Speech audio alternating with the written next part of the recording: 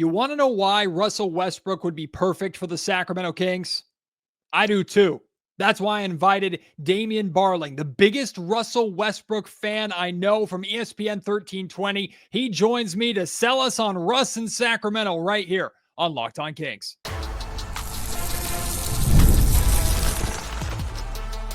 You are Locked On Kings, your daily Sacramento Kings podcast, part of the Locked On Podcast Network, your team every day. And now, ladies and gentlemen, it is that time for another episode of Locked On Kings. Hello and welcome into Locked On Kings, your podcast hub for Sacramento Kings coverage all offseason long. Today's episode is brought to you by Monarch Money. Take control of your finances with Monarch Money. Use code LOCKEDONNBA at monarchmoney.com for 50% off of your first year. My name is Matt George. I have the privilege of being your host here. I'm a Sacramento sports anchor and reporter for ABC 10 News, and we've been on and off talking about Russell Westbrook to the Sacramento Kings for a couple of months since free agency began, and the feeling of whether or not the Kings should go after Russ and whether or not Russ would be a good fit here in Sacramento, or whether or not the move even makes sense. That's been kind of thrown around, and we've discussed it. It's gone back and forth amongst the Sacramento Kings fan base over the last couple of months. When I put out our Locked On Kings fan survey, a lot of you felt that you didn't want Russell Westbrook on the Sacramento Kings, but we gotta explore the reasons as to why the Kings would want to go out and get him and why he would, in theory, make sense in Sacramento, right? Well, I'm not going to do that by myself. No, I'm too lazy. I'm going to throw that to my buddy from ESPN 1320, Damien Barling, the D-Lo and KC, noon to 4, Monday through Friday on ESPN 1320. Damien has been the biggest Russell Westbrook fan for years, right? Since like 2014, 2015. And needless to say, he's very excited about the prospect of Russ here in Sacramento. So here's Damien Barling to maybe sell us all on why it would be a great idea. If I needed to put together a case for why Russell Westbrook should be on my basketball team, like my life depended on it, my lawyer would be Damien Barling. D-Lo from D-Lo and KC on ESPN 1320 joins me right now. One of the biggest, if not the biggest, Russell Westbrook fan on the planet. And D-Lo, it's not just a good chance. Some think it's a reality that eventually Russell Westbrook will be wearing Kings purple. I know that excites you from a fan standpoint, but let's talk about from a basketball standpoint. Why does Russell Westbrook make sense? Why is Russ on the radar of Scott Perry? Because we've known that he's been a target since even a day before free agency even began. Yeah, I think it's actually, Matt, I think it's pretty simple. One, availability. Two, cost. I mean, those are two factors. Those are two factors in their simplest form. But from a basketball perspective, this team has made it an offseason mission to gather a point guard. And they went and got Dennis Schroeder, who I think is a very high quality point guard. I think he's a really good acquisition for Sacramento. And, you know, when it came to who's going to back him up, this is where I struggle a little bit, because I'm not exactly sure why the conversation around Malik Monk has seemed to have changed so much. I don't know if the Sacramento Kings are trading Malik Monk. I don't know if they have a desire to trade Malik Monk. It certainly sounds like they do. He seems to have been a focal point of a lot of different discussions with a couple of different teams, from Detroit to Golden State. And, you know, a year ago at this time, I wouldn't have fathomed that being the case. And I certainly wouldn't have thought that $18 million was somehow an insurmountable contract that the Sacramento Kings or any other team can't manage. So that's where my whole idea of Russell Westbrook being here, that's the part that I can't get over, is why things have gone the way that they have with Malik Monk. But once you remove him, I don't really know who you have else at that point guard position. I think the main reason Russell Westbrook makes sense here is you don't want to start forcing guys into point guard positions when they're not point guards, right? Keon Ellis is a high quality player, but he probably plays better at the two. Malik Monk can absolutely play the backup point guard position. but he seems to play it better when he's on the floor with De'Aaron Fox. De'Aaron Fox isn't here anymore, so is it going to be Malik and Dennis on the floor? Maybe that's where Russell Westbrook comes into play, and you have Malik Monk and Russell Westbrook on the floor, where not only do you have two guys who could distribute, you also have two guys who can drive to the basket. They can penetrate to the basket and distribute from there. That's something I think that Russell Westbrook is still, even at 35, 36, whatever he is still very, very good at. He is still an explosive basketball player. And I don't think Devin Carter works at that position. So, I know they tried to mess around with it during summer league, and it was something I hated from the beginning. I did not like it. I don't like the idea of asking players to play out of their position. I absolutely am grossed out by the idea of them asking Nick Clifford to do it. So I think their best bet to have a strong depth chart at that point guard position is to go get another point guard. Russell Westbrook is out there, and I think he could do a variety of things that would make sense for the Sacramento Kings. And the name, number one being, one, he can distribute. Two, if Dennis Schroeder misses any extended period of time, he can fill in at that starting point guard position. And three, he's a guy who can drive to the basket and dish out. So if you want those threes being shot from Keegan and Levine and some of these different guys, Keon Ellis, whoever, Russell Westbrook is a great guy to help create that. Yeah, the way I look at it, and tell me if this makes any sense to you, is there's almost three branches of this tree. The first branch is what you laid out, the positional need. The Kings have absolutely no depth other than Dennis Schroeder at that point guard position, like you laid out. The second one is a league-wide problem that all 30 teams are trying to deal with right now, which is maintaining any sort of financial flexibility and avoiding the apron, right? So a lot of the Malik Monk circumstance, I think, falls more into that than anything else, because if you look at the top four contracts on the Kings in terms of salary next season, 2 out of the 4 you're not moving in Sabonis and Levine. The third in DeRozan, $24 million ish, tough to move, but I don't think the Kings want to move him right now. Right. And then so the next in line, therefore, is Malik at 4. So it makes sense that, okay, financially, this is one of the biggest contracts that we can get off our books. So we're going to include him in conversations. That's where I think the majority of the Malik thing is. But the other part is, too, one of the things that I think, based off of what Scott Perry has said and Doug Christie has said, one of the primary objectives for this season, of course, winning games, making the playoffs, blah, blah, blah, that's all great. Mm-hmm. I think this team is desperate to make or establish the new identity this season. That's what this season is about.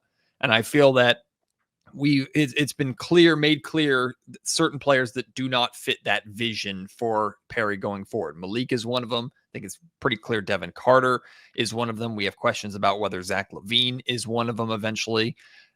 And I wonder if Russell Westbrook fits that at least short-term identity that the Sacramento Kings want to establish. That's the element of Russell Westbrook I'm curious about too. It's the backup point guard position, can handle the starting position. He's a veteran, an MVP, a surefire Hall of Famer.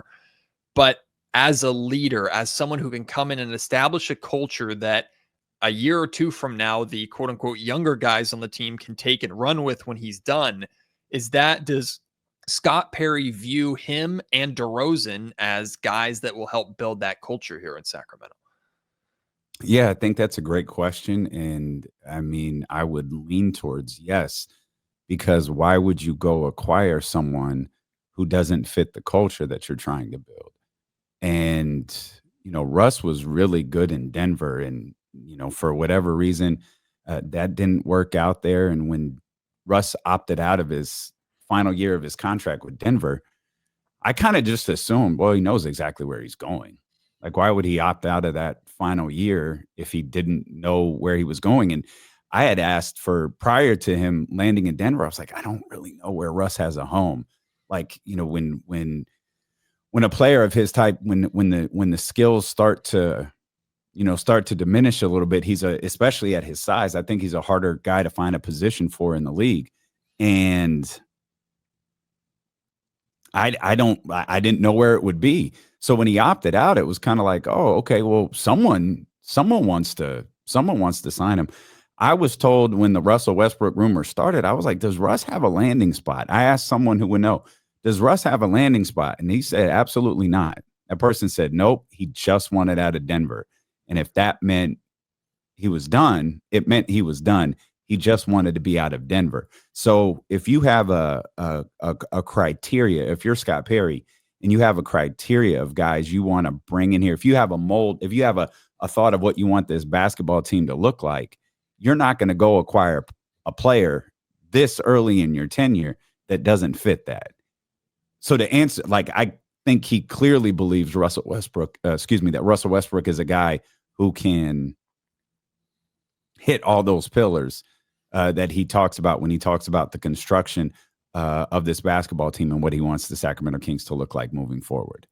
Kings fans who are against the move, they've listed different reasons from the basketball standpoint to the age standpoint. But one thing that I've seen consistently but before you continue, can I tell you what I think the number one answer, what the number one reason is, regardless of how people feel about Russell Westbrook, and I certainly think that they have their feelings. The number one reason that I think Kings fans feel the way that they do is most of them don't want to win basketball games. And that's the part that's where we face like so much resistance. Like the Locked On Kings audience won't like this. The D'Lo and Casey audience won't like this. The Kings have enough talent to win basketball games. Now, whether that's 38, 39, 40, 41, 42, like I'm not really sure. I've leaned upwards of 40 and closer to like the 43, 44 range with this basketball team. But that's the unfortunate reality, I think, for this weird position that the Kings organization is in, and that it has put Kings fans in, is Kings fans are just more like, hey, can we stockpile draft picks? Can we tank? Can we do whatever? We don't really want to win basketball games because they don't see a future. I don't fault any Kings fan who doesn't feel like they have a long-term future with this team, but I also don't think this team is bad enough to lose a bunch of games this year. And I might wind up being proven wrong here in the next handful of months. But that, to me, is the number one reason Kings fans don't want Russell Westbrook here or anybody here, because this team just isn't bad enough to lose the amount of games that they want. And I'm one of those people that doesn't feel great about the future and direction of the Kings. That's why I think this season is so important to tell me, show me something to be excited about. Show me if Neat Clifford is it. Show me if Keegan Murray could take another step. Show me this identity that you're trying to establish, so at least there's a foundation by the end of this year. So it's not 82 games of nothing. But from a business standpoint, we know that the Kings have no interest in tanking because they are very interested in remaining very full at the Golden One Center on a nightly basis. They're very interested in remaining profitable and still trying to recover from the COVID seasons that hit everybody hard. I know that new TV deal is doing just fine for everybody right now, though. But for me, it's all about just trying to avoid being mid, because mid is the worst position that you can be in. And I think Scott Perry is inheriting this roster going, well, I have these two almost $50 million per year contracts that I am not going to get rid of, that are two talents that can win me basketball games. I've got DeMar DeRozan here who can win me basketball games. So, D'Lo, I've put together like this what in my mind, like Scott Perry's 2-year plan of over the next 2 years while these contracts run out, he's just going to try and be as competitive as possible without mortgaging any sort of future. And I don't think he feels, now some fans might feel a certain type of way about, well, he's running Malik Monk out the door. Isn't that mortgaging the future in some kind? Well, clearly Perry doesn't feel that Malik is part of that future, and Malik's under contract for the next 3 years if you include his player option. So I don't think it's a conversation anymore whether or not the Sacramento Kings should try and tank or lose basketball games. They might, because they just aren't a cohesive team, but that's certainly not the direction or the idea. To me, it's about, over the next 2 years, establishing a culture for somebody, whether it's Jonathan Kuminga or Keegan Murray or insert future draft pick here. They can take that torch and they can run with it when it becomes their team in 2028 or 2029. Like, that's what I think this is about for Scott and the Kings. I feel they probably feel forced into that path. Like I said at the top of the show, today's episode of the Locked On Kings podcast is brought to you by Monarch Money. Most people can't name all their financial accounts or even what they're worth, whether it's 401ks, properties, or investments. And when you don't have the full picture, you can end up leaving money on the table. That's why there is Monarch Money. It's an all-in-one personal finance tool that brings your entire financial life together in one clean, easy-to-use interface on your laptop or on your phone. Monarch is built for people with busy lives. If you've put off organizing your finances, Monarch is for you. Monarch does the heavy lifting for you. You can link all your accounts in minutes, see clear data visuals, get smart categorization of your spending, and finally feel in control of your money without ever touching a spreadsheet. Don't let financial opportunity slip through the cracks. Use code LOCKEDONNBA at monarchmoney.com in your browser for half off your first year. That's 50% off your first year at monarchmoney.com with code LOCKEDONNBA. I feel like I know Doug Christie pretty well. I don't think he would have even remotely considered this job if the idea was like, hey, we're going to lose basketball games purposely. Yeah. You know, we're going to put together a poor product. You're going to begin your coaching career by taking out a roster that we're putting more effort into managing the salary cap than we are actually getting talent out there on the floor. And everybody has this. I have strong opinions on tanking. I just don't believe it works. Neither does Doug. Doug hates it. Yeah, well, right. And I don't believe that process, no pun intended, works. I don't think it worked for the Philadelphia 76ers. When you look back and you look at Philadelphia, they're trying to get over the hump. They're trying to do this. They're trying to do that. They tanked and tanked and tanked, and they missed on draft pick after draft pick after draft pick while landing, being able to have the ability to get guys like Joel Embiid. You could call Ben Simmons a miss now if you want to, but he was certainly a viable part of what they were doing. Well, ultimately, when all things are said and done and the process is over, you wound up getting back to the same spot that you were before. You wound up losing in the exact same round that you were losing in the playoffs before. You got the Utah Jazz. People say the Utah Jazz are tanking. They didn't get the number 1 overall pick. The Dallas Mavericks, who did something no one can fathom last year, they got rewarded by getting the number 1 overall pick. Like, the lottery is a lot different than it used to. San Antonio's not tanking. Maybe San Antonio decided, hey, it's not in our best interest to put De'Aaron Fox out there for the next 20 games or whatever it be, especially because he needs hand surgery. We know we're not going to the playoffs. We're without Victor Wembanyama anyways. Let's shut him down. We'll just finish this season strong. I always believe that win or lose, San Antonio is trying to finish the season strong. San Antonio to me is always trying to win basketball games, even when that roster is a little bit sketchy. So I just don't believe that process works. It's not working for Utah. It's not working for anybody else. The Kings, though, they're going to have to find a way to create their own process. They're going to have to find a way to figure out a process, period. They're going to have to find a way to navigate these years with Zach LaVine and DeMar DeRozan while simultaneously figuring out what you got in Nick Clifford, Maxime Reynaud, while also determining how big of a piece is Keegan Murray for our future. How big of a piece is Keon Ellis for our future? And how can we build something that would allow us to utilize some cap space that we're going to have to, get free agents in here, to get different guys in here? Like, how can we do that? These are things that they're all going to have to figure out. It's just no one's going to agree with them along the way. The most popular road is the road that's not traveled. And if the Kings were tanking, there would be a contingent of people, and I'd probably be one of them, who were like, well, you had enough to win games this year. Is blowing it all up at once the only way that you can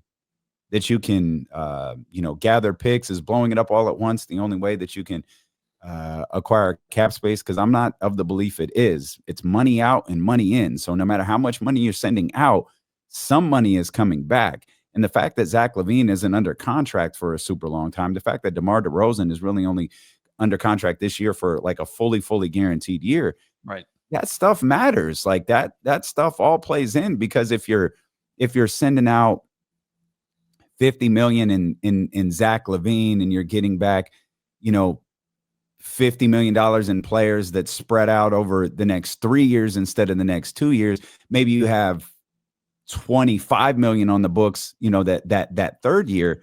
To me, that's an immediate waste, because all of Zach LaVine's money would have been gone.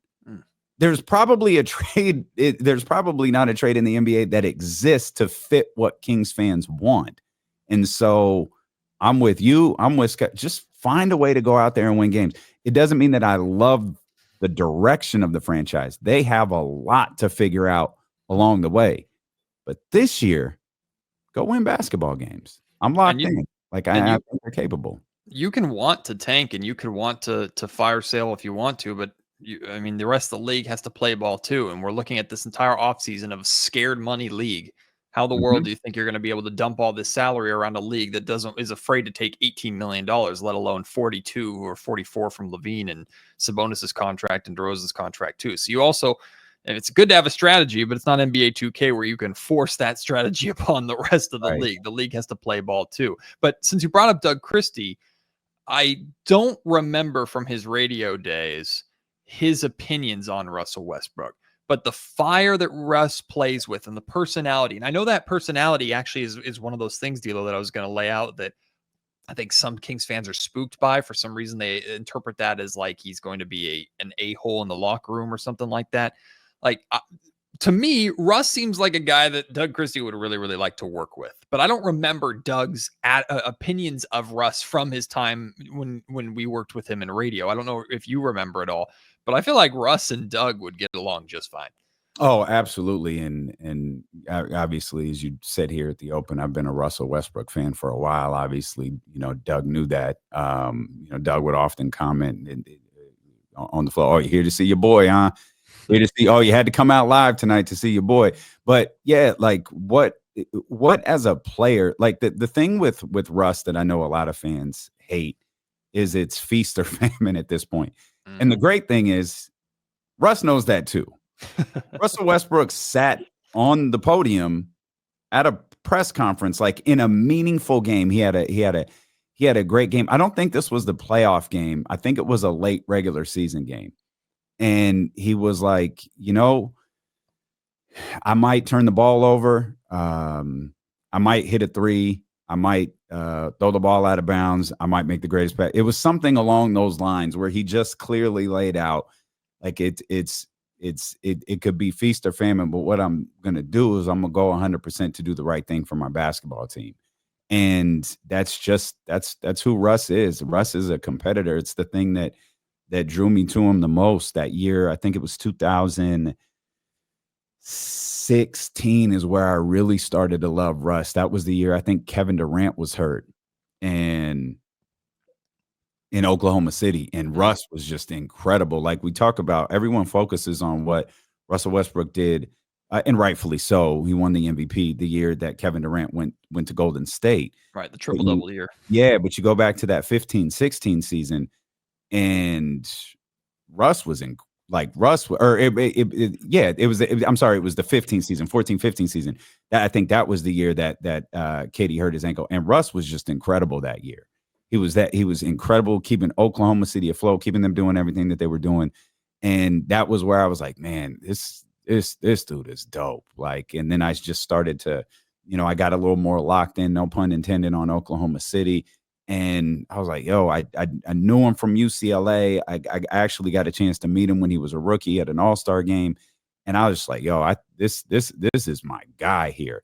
And then the way he took that Thunder team after Kevin Durant left, I thought it was incredible what he did. He normalized the triple-double. Like, he made it a stat to where if anyone in the league got it, it was a big deal, except for him. Nikola Jokic is starting to do that, except when Nikola Jokic has a regular triple-double, it's not really a big deal. It's only when he has one of those freakish Nikola Jokic triple-doubles where it's like 25 rebounds and 17 assists or something like that. But it's one of the things that I loved most about Russell Westbrook, and I'm confident it's what Doug Christie would love the most about Russell Westbrook as well. Like, he is a competitor. He's going to bust his ass every game. That 2014-2015 season you're talking about, he jumped from 21 points per game to 28 points per game on almost a slightly worse shooting percentage, but his rebounds also went up by 2. His assists also went up by 2. And to kind of illustrate your point, when Durant did come back the following season, 15-16, he dropped that back down to 23. And then his MVP year, he jumped back up to 31. So he became the guy that OKC needed in that moment when Durant came down and completely took over. And the funny thing is, no one thinks he can do that. When he stopped, and I would guess too, this is it, my guess, MVP voting that year was probably Steph, LeBron, Russell Westbrook. I have to imagine Russ was near the top of MVP voting. He was fourth according to Basketball Reference. Okay. I can't imagine who third was, but if you look Russell Westbrook, triple-double, triple-double, triple-double. Again, he normalized it, averaging it for the season. The year he didn't, after doing it, I think, for 3 straight years or whatever it was, the year he didn't was when he went to Houston, and they were like, hey, James is the guy here. We're going to fall back. And he pulled his game back a little bit to fit what James Harden was doing, what Houston Rockets were doing. Houston failed again. They blamed Russell Westbrook. They sent him to Washington. And then what'd he do? He averaged a triple-double again.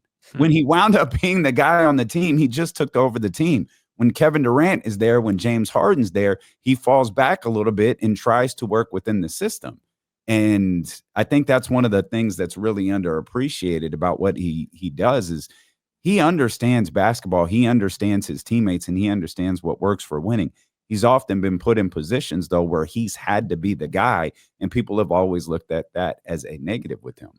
Yeah, that 2014-2015 season, Steph was the MVP. James Harden was second, LeBron third, and Russell. Oh, wow. Okay. So, my bad. I forgot about James. James got some love that year, too. For some reason, I don't remember James getting that love until Russ was already getting in. The two of them were battling. But he had a couple of battles with Steph for sure. I just didn't think that was one of them. I thought that was a Steph or LeBron year, but I missed on that. I know a phrase or term you just said was take over games. And I think that is going to set off alarm bells in Kings fans' heads because they have this idea of Russ coming to Sacramento as some sort of hostile takeover. And I've seen people talk about, I don't want these veterans coming in here and acting like it's their team and taking it over. And we haven't seen Russ do that in quite some time. So to, I guess, kind of put a bow on the Russ situation, because I want to ask you about something else too. In terms of Russ coming in and filling this short-term need for the Kings to remain competitive and long-term need to establish a culture here in Sacramento, neither of which require Russ to take over the team. He's more than capable of doing that, right? I don't think Kings fans should be concerned about Russ coming in here and saying, this is my team now, give me the basketball. No, not at all. I think Russell Westbrook is more than aware of where he's at in his career. So emphatically, no, that's not something to be remotely concerned about. And last year is great evidence of that. Well, what I wanted to ask you about, there's been a lot of talk this offseason. It's been a very, very strange offseason.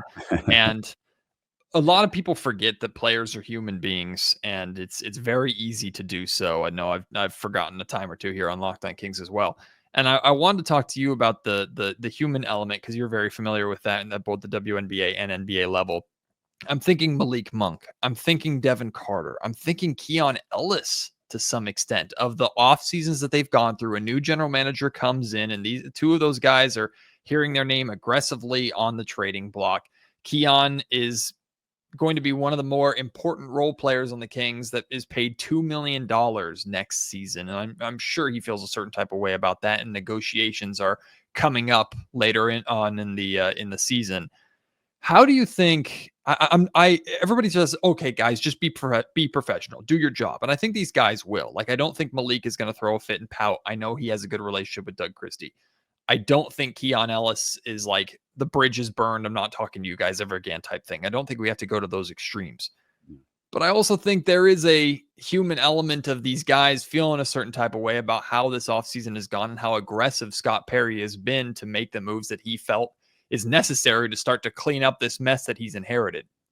Do you expect that to become any kind of talking point, or is that even worth monitoring, how these guys are feeling about how this summer has gone? I don't know that it'll be a talking point. I think it certainly will on media day, first day of practice type thing. I think it'll be discussed then with, guys like you asking questions like that, and they're fair to be asked. And I'm confident they're all going to give the professional answer. Devin Carter did when he was asked about it at Summer League. I'm confident Malik Monk will give a similar answer, but whether their words match their true feelings is something, totally different. And I don't fault guys for being, I don't know if upset's the right word. I don't fault guys who are like maybe concerned about what their future is with a particular organization, because, being told to, you have 4 days to get up and move, like that's tough. And I I think it'll, if these situations continue to linger, I think it'll create an interesting, perhaps uncomfortable, stretch leading into the trade deadline. I think the second Jonathan Kuminga signs his qualifying offer, some guys might, if that's the route that winds up happening, some guys might breathe like okay, I'm probably settled in until February, and then, see what happens as the middle of January starts to approach. But yeah, like I absolutely expect it to affect these guys. I would be very surprised if it didn't. And I don't blame them. Like it's not easy. And I'm not the be a pro, get over it. Oh, you get paid millions of dollars. That's just not me. Like these guys have emotions just like everybody else. And, I don't get paid millions of dollars to do what I do. But if my company told me like, hey, Jacksonville wants to send us a first round draft pick for you to go do the afternoon show over there, like, yeah, that would be tough. Like that would be hard. And I don't fault guys for being in their feelings a little bit when stuff like this happens. One of the things I've been told by players is that the past regime, Monte McNair was not really one to have conversations with players. It was Wes Wilcox that was that guy. In fact, I was told at times like players wouldn't see Monte for extended periods of time. They wouldn't really talk to him. Mm-hmm. And I have the understanding that Scott Perry is very, very different. And where Scott Perry is even more different is he's not afraid to have the tough conversation. So while I don't know what the conversation was like between Scott Perry and Keon Ellis, I have to assume that Scott called Keon and explained to him the decision-making or the reasoning as to picking up his option before any of us even remotely knew that it was happening. Mm-hmm. And that if Scott has to have a tough conversation with Devin Carter about, hey man, you just don't fit on this team, or Malik Monk, hey, we just don't view you as part of our long-term vision. We're trying to get your money off the books as best as we possibly can. Even if it ruffles some feathers and rubs people the wrong way, I think Scott has the confidence and the ability to have those tough conversations when needed. So I'm putting a little bit of my hope in that and the experience and kind of the old school style of Scott Perry to help also carry the Kings through the choppy waters that are going to be people's feelings are going to get hurt over the next few years. And that might even be Kings fans too, because clearly if Perry doesn't think this fan favorite fits long-term, he has no problem getting rid of that fan favorite or moving on from that fan favorite. So I think feelings are going to get hurt here a little bit, but that's probably what's needed to get this organization back on track. Yeah, and Scott Perry shouldn't have a problem with that. Like if it is in the best interest of the basketball team, then he should have no problem moving on from players that Kings fans like. Problem is, you better not be wrong. Yeah, true. It's easy to trade a jerk and the fan base not care.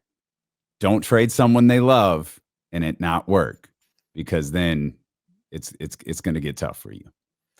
Well, we'll see how this entire thing plays out. D'Lo has to get off of this podcast so he can go and do a 4-hour radio show. He's a psychopath, but he's nice enough with his time. So, D'Lo, appreciate you, my friend. Thanks for joining me, and we'll do it again very soon. Always, my friend. Always.